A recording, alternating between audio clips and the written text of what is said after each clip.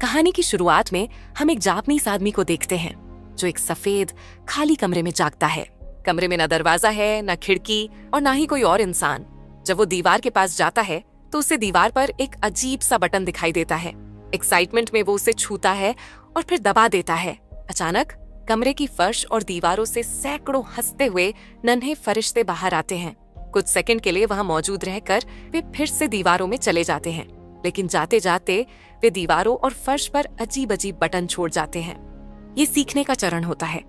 अब वो आदमी उस उंगली को सूंघता है जिससे उसने बटन दबाया था और अचानक डर के मारे जोर से चीखने लगता है। फिर वो मदद के लिए चिल्लाता है, लेकिन कोई जवाब नहीं मिलता। इसके बाद वो एक एक कर सभी बटन्स को दबाने का फैसला करता है, लेकिन हर बार बटन दबाने पर कमरे में एक नई चीज गिरती है। कभी छोटा सा टूथब्रश तो कभी बड़ा सा फूलदान, और एक ही बटन बार बार दबाने पर वही चीज दोबारा गिरती है। ऐसे करते करते उसे ढेर सारे चॉपस्टिक मिलते हैं, लेकिन उसके सामने वाला बटन दबाने पर एक छोटी ट्रॉली उसके पैरों पर टकरा जाती है। दर्द के मारे वो गुस्से में एक और बटन दबा देता है, लेकिन वो बटन एक बच्चे के पिछवाड़े का आकार लेकर उसके चेहरे पर गैस छोड़ देता है। घंटों बाद कमरा तरह तरह की चीजों से भर चुका होता है। थक हार कर आदमी एक बॉल दीवार पर फेंकता है जो गलती से एक बटन दबा देती है और उसे सुशी मिलती है। भूख से बेहाल आदमी खुश हो जाता है, लेकिन वो देखता है कि उसके पास सोया सॉस ही नहीं है। वो बटन को बार बार दबाता है इस उम्मीद में कि सॉस की बोतल मिलेगी, लेकिन हर बार सिर्फ सुशी ही गिरती रहती है। हार मानकर वो बिना सोया सॉस के ही सुशी खाना शुरू कर देता है। जैसे ही वो आखिरी पीस खत्म करता है, वो और सुशी के लिए फिर से बटन दबाता है, लेकिन इस बार आखिरकार सोया सॉस की बोतल गिरती है। गुस्से में आकर वो बोतल को फेंक देता है। अचानक एक बटन से उसे पुराने जमाने का 3D चश्मा मिलता है। जैसे ही वो चश्मा पहनता है, उसे एक नन्हा फरिश्ता दिखाई देता है जो अपने बटन की तरफ इशारा कर रहा होता है। वो सोचता है कि शायद यही रास्ता है, लेकिन जैसे ही वो उस बटन को दबाता है, उल्टी गिनती शुरू हो जाती है और जैसे ही गिनती खत्म होती है, ऊपर से एक बच्चे का पिछवाड़ा उसके मुंह पर गैस छोड़ देता है। घंटों बाद वो एक मजेदार किताब का 5वां पार्ट पढ़ चुका होता है। एक्साइटमेंट में वो 6वें पार्ट के लिए बटन दबाता है, लेकिन 6वें पार्ट की जगह उसे सीधा 7वां पार्ट मिलता है। गुस्से में वो और बटन दबाता है, जिससे उसे 8वां और 9वां पार्ट तो मिल जाता है, लेकिन 6वां पार्ट अभी भी नहीं मिलता। तभी अचानक एक बटन दबाने से पीछे की दीवार में छिपा हुआ एक दरवाजा खुल जाता है। वो खुशी से झूम उठता है, लेकिन अपनी इस खुशी में वो भूल जाता है कि दरवाजे को खोलने वाला बटन कौन सा है। उनमें से एक बटन दबाने पर अचानक एक अफ्रीकी आदिवासी दीवार से दीवार तक दौड़ने लगता है। दूसरा बटन दबाते ही उसके सिर पर पानी गिरने लगता है। आखिरकार वो सही बटन ढूंढ लेता है, लेकिन जैसे ही दरवाजे की तरफ बढ़ता है, दरवाजा उसके सामने ही बंद हो जाता है। दूसरी बार भी वही हाल होता है। तभी उसे एहसास होता है कि बटन को दबाकर होल्ड करने से ही दरवाजा खुला रह सकता है। अब वो कई अजीबोगरीब तरीके आजमाता है। पहले पैर से दबाता है, फिर रस्सी से खींचने की कोशिश करता है और यहाँ तक कि दूर से फ्लाई स्वेटर से मारता है, लेकिन कुछ भी काम नहीं करता। आखिरकार वो एक फूलदान उठाकर बटन के ऊपर रख देता है, लेकिन बटन फिर भी ऊपर उठ जाता है। फिर वो सोचता है कि फूलदान को भारी बनाना पड़ेगा। सबसे पहले वो फूलदान के अंदर पानी भरने की कोशिश करता है, लेकिन कोई फायदा नहीं होता क्योंकि पानी सिर्फ उसके ऊपर ही गिर रहा था। अब वो फूलदान के अंदर ढेर सारी सुशी भरने लगता है, जिससे फूलदान इतना भारी हो जाता है कि वो उसे उठा ही नहीं पा रहा था। फूलदान का मुंह छोटा होने की वजह से वो चॉपस्टिक की मदद से एक एक करके सुशी निकालने लगता है। जैसे ही कुछ सुशी बाहर आती है, वो मुश्किल से फूलदान को उठाकर बटन के पास ले जाता है, लेकिन वहाँ जाकर उसे एहसास होता है कि वो फिर से बटन भूल गया है। घबराते हुए वो एक बटन दबाता है और दीवार से वही आदिवासी फिर निकल आता है। आदिवासी फूलदान से टकराता है और उसे 2 हिस्सों में तोड़ देता है। आदमी गुस्से में बड़बड़ाता है और फिर सही बटन को ढूंढ लेता है। अब वो उस बटन को सुशी से ढकने की कोशिश करता है, लेकिन बटन वापस ऊपर उठ जाता है। फिर वो टेप की मदद से उसे दबाने की कोशिश करता है, लेकिन ये भी काम नहीं आता। अब कुछ पेन किलर की वजह से वो अच्छे से सोकर उठता है। उठने के बाद उसे ब्रश करने की जरूरत महसूस होती है, इसीलिए वो पानी गिराने के लिए एक बटन को दबाता है।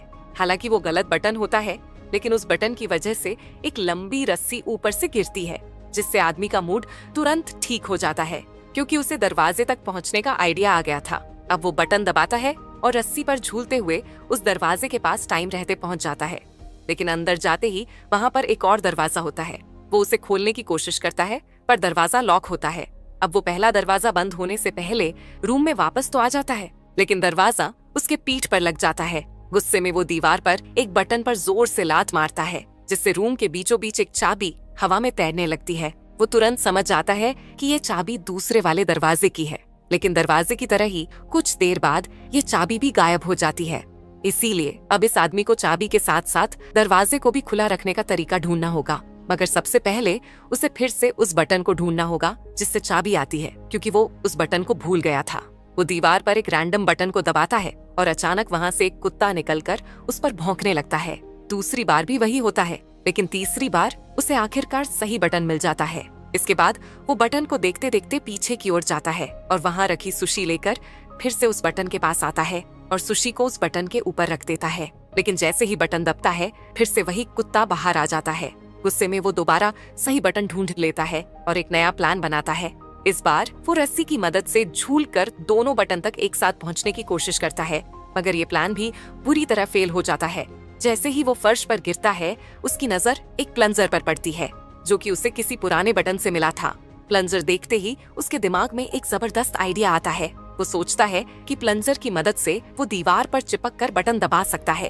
कुछ फेल अटेम्प्ट्स के बाद आखिरकार उसका प्लान स्मूथली काम करने लगता है। वह रस्सी पर झूलते हुए प्लंजर की मदद से दीवार पर चिपककर सही बटन दबाता है, फिर प्लंजर से खुद को पीछे धकेलता है और चाबी पकड़ लेता है। इसके बाद वो दरवाजे के बटन को दबाकर झूलते हुए दरवाजा बंद होने से पहले अंदर दाखिल हो जाता है। लेकिन तभी उसे एक और झटका लगता है। दरवाजे के ठीक ऊपर की तरफ एक और लॉक होता है, जिसे खोलने के लिए 3 नंबरों का पासकोड चाहिए होता है। वो हड़बड़ाहट में कमरे के अंदर वापस आ जाता है, लेकिन इस बार भी दरवाजा उसके पीठ पर लग जाता है। गुस्से में वो प्लंजर उठाकर सामने की दीवार पर जोर से फेंक देता है। जैसे ही प्लंजर दीवार से टकराता है, एक बटन दब जाता है और वही आदिवासी फिर से वहाँ प्रकट हो जाता है। लेकिन जैसे ही वो आदिवासी उसके सामने से गुजरता है, उसे उसके माथे पर 3 नंबर लिखे हुए नजर आते हैं। वो तुरंत समझ जाता है कि ये तीनों नंबर दरवाजे के ऊपर वाले लॉक का पासवर्ड हो सकते हैं। लेकिन दिक्कत ये थी कि दीवार के अंदर रहने का टाइम लिमिटेड था, इसीलिए वो जल्दी जल्दी 3 बार दीवार के अंदर जाकर हर बार एक एक नंबर डालता है। जैसे ही तीनों कोड मैच हो जाते हैं, लॉक खुल जाता है। वो राहत की सांस लेता है, लेकिन तभी उसे पता चलता है कि पहला दरवाजा बंद हो गया। अब वो खुद को अंदर फंसा हुआ पाता है। इस बार जगह इतनी कम थी कि वो दरवाजे को खोलने की कोशिश भी नहीं कर पा रहा था। थक हार कर वो जमीन पर बैठ जाता है और सोचने लगता है।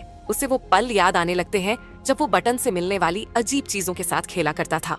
उसे एहसास होता है कि भले ही वो वहाँ भी कैद था, लेकिन कम से कम वहाँ पर उसके एंटरटेनमेंट के लिए बहुत कुछ था। अचानक उसे साइड वाली दीवार से अपने चेहरे पर हल्की हल्की हवा महसूस होती है। हैरानी से वो उस दीवार को छूता है और देखता है कि उसमें एक दरार है।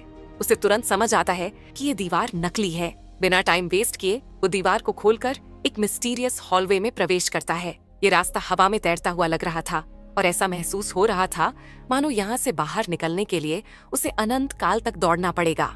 वो बिना रुके दौड़ता रहता है और आखिरकार जब वो हॉलवे खत्म होता है तो वो खुद को एक नए कमरे में पाता है। जैसे ही वो कमरे में आता है, उसके बाल अचानक लंबे हो जाते हैं और उसके कपड़ों का रंग हल्का और फीका पड़ जाता है। इस बदलाव से वो चौंक ही रहा था कि तभी दरवाजा पीछे से बंद हो जाता है। कमरा देखकर उसे महसूस होता है कि ये कमरा भी पिछले वाले कमरे जैसा ही खाली है, लेकिन इस बार कमरे में छोटे फरिश्तों की जगह बड़े फरिश्ते मौजूद थे। वे थोड़ी देर तक कमरे में रहते हैं, फिर अचानक दीवारों में गायब हो जाते हैं। जाते जाते वे दीवारों पर अपने पीछे वही अजीब बटन छोड़ जाते हैं। ये अभ्यास का चरण होता है। अब ये आदमी लगभग हार मान चुका था कि तभी उसकी नजर ऊपर से आती एक अजीब सी रोशनी पर पड़ी। उसने देखा कि इस कमरे की कोई छत नहीं थी और ऊपर कुछ फरिश्ते उड़ रहे थे। अब वो इन अजीब बटनों को दबाने के बजाय उनका इस्तेमाल ऊपर चढ़ने के लिए करने लगा। लेकिन जैसे जैसे वो बटनों को छूकर ऊपर चढ़ रहा था, पृथ्वी पर अजीबोगरीब घटनाएं घटने लगीं। फूल के खिलने से लेकर हाथी के मरने तक। जितना वो ऊपर चढ़ रहा था, इन बटनों का प्रभाव उतना ही बढ़ रहा था। अब इनका असर केवल प्रकृति तक सीमित नहीं रहा, बल्कि मानवता और छोटी बड़ी चीजों पर भी पड़ने लगा, जैसे टोस्टर चलना या इंसान का चांद पर उतरना। आखिरकार जब वो अंत तक पहुंचा तो उसके बाल और दाढ़ी दोनों बहुत लंबे हो चुके थे। अब उसे बटन छूने की भी जरूरत नहीं थी। वो फरिश्तों की तरह हवा में तैर रहा था। इस ऊंचाई पर पहुंचकर उसने पिछले दोनों कमरों से मिले अनुभवों को याद किया और भगवान की अपनी भूमिका को स्वीकार किया। उसने समझ लिया कि बटन दबाने का काम अब नहीं करना, बल्कि मानवता के लिए सबसे बड़े निर्णय लेना है। वो अब चुनिंदा तरीके से मानवता की सबसे बड़ी हिट्स का चुनाव करने लगा। जैसे जैसे उसका काम पूरा हुआ, कमरे की दीवारें गायब होने लगीं और उसकी जगह पंखों का घेरा बन गया। फिर एक चमत्कारी पोर्टल प्रकट हुआ। वो उसमें प्रवेश करता है और आखिरी कमरे में पहुंचता है। ये चरण भविष्य का होता है। इस कमरे की एक दीवार पर सभी महाद्वीपों के नक्शे बने हुए थे। वही दूसरी की दीवार पर एक बड़ा सा बटन था जिसे वो आदमी दबाने जा रहा था। और इसी मिस्टीरियस एंडिंग के साथ ये कहानी यहीं पर खत्म हो जाती है। अगर आपको ये वीडियो पसंद आई हो तो इसे लाइक करें और अपने एक दोस्त के साथ जरूर शेयर करें। तब तक के लिए मिलते हैं अगली वीडियो में।